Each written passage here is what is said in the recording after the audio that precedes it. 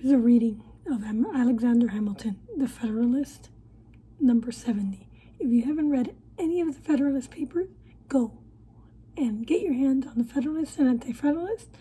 You're going to learn so many principles, and you're going to be shocked, because our founding fathers would be turning in their graves right now if they knew what the left was doing. Okay, so here it goes. This is what Alexander Hamilton said in Federalist Paper number 70. Energy in the executive is a leading character in the definition of a good government. Does Biden have energy? I don't think so. I think Trump has energy. Okay. It is essential to the protection of the community against foreign attacks. We're being attacked. It is not less essential to the steady administration of the laws, to the protection of property against those irregular and high-handed combinations which sometimes interrupt the ordinary course of justice, to the security of liberty against the enterprises and assaults of ambitions, of factions, and of anarchy. Every man, the least conversant in Roman history, knows how often that republic was obliged to take refuge in the absolute power of a single man, under the formidable title of a dictator, as well as against the intrigues of ambitious individuals who aspire to tyranny and the sedation of the whole class of the community, whose conduct threatened existence of the government, as against the invasion of external enemies who menaced the conquest and destruction of Rome. The ingredient which constitutes energy in the executive are unity, duration, and adequate provision for its support and competent powers. The ingredient which constitutes safety in the Republican sense are due dependence on the people and due responsibility. These politicians and statesmen who have been the most celebrated for the soundness of their principle and for the justness of their views have declared in favor of a single executive, a numerous legislature.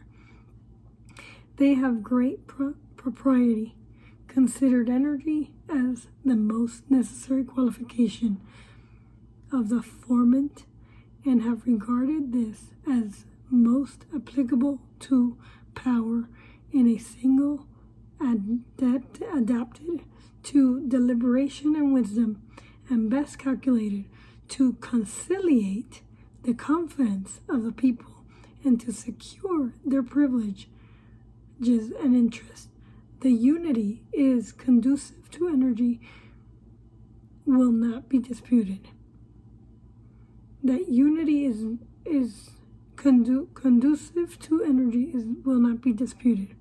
Decisions, activity, secrecy, and dispatch will generally characterize the proceedings of one man in a much more eminent degree than the proceedings of any greater number, and in proportion as the number is increased, these qualities will be diminished. In the legislature, promptitude of decision is oftener an evil than a benefit. The difference of opinion and the jarring of parties in that department of the government, though they must sometimes obstruct salutary plans, yet often promote deliberation and circumspection and serve to check excesses in the majority. When a resolution, too, is often taken, the opposition must be at an end. That resolution is a law, and resistance to it punishable,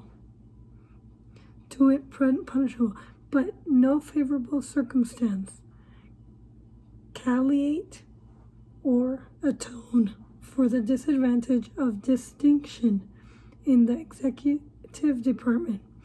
They are pure and unmixed. There is no point at which they cease to operate. They serve to embarrass and weaken the execution of the plan or measure to which they relate. No, wait. I think that's it. I think it is.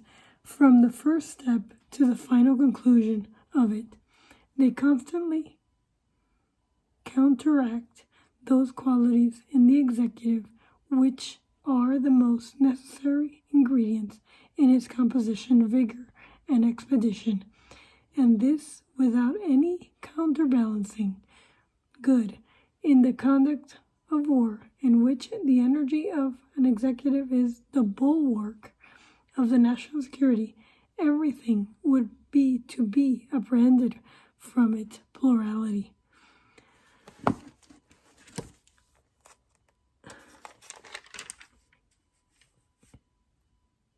So the president's power in foreign affairs flow from the commander-in-chief of the military and from specific powers to make treaties and appoint ambassadors.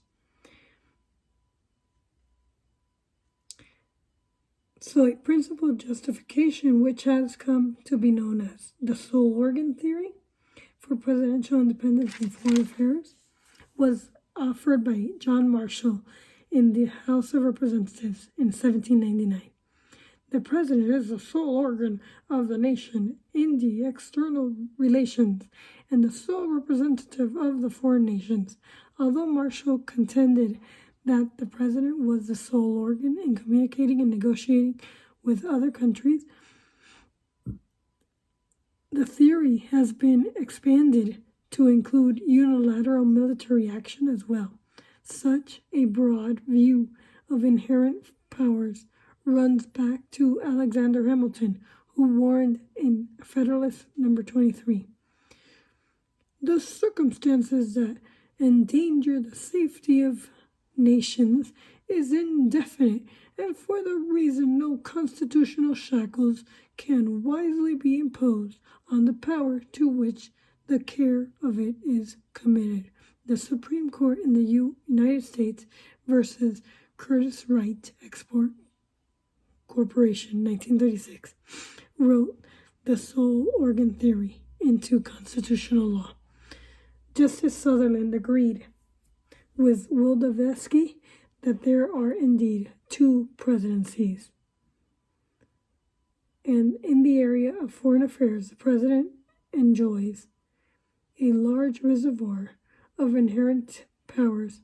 Notably, though the opinion rests in part on dubious reading of history, Sutherland maintains that sovereignty, including control over foreign affairs, passed directly from the English crown to the national government, despite the fact that during the post-independence period, the original 13 states each acted on their own in foreign affairs, and Article 2 of the Articles of a Confederation recognized the sovereignty of the states. So I just want to say that Biden and Kamala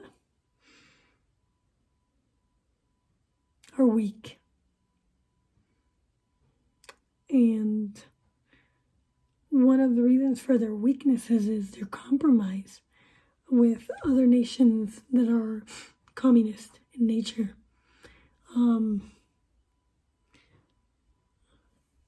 Another weakness is that some in the executive branch have an allegiance problem, namely that they're not born in they're born in the United States of parents that were non-citizen students. So, and Biden has an allegiance problem too, even though he is American and born in the U.S. and eligible. He is compromised because his son has been dealing and making money from China, making money off of Ukraine. Anyways, I'll talk to you later. Comment below.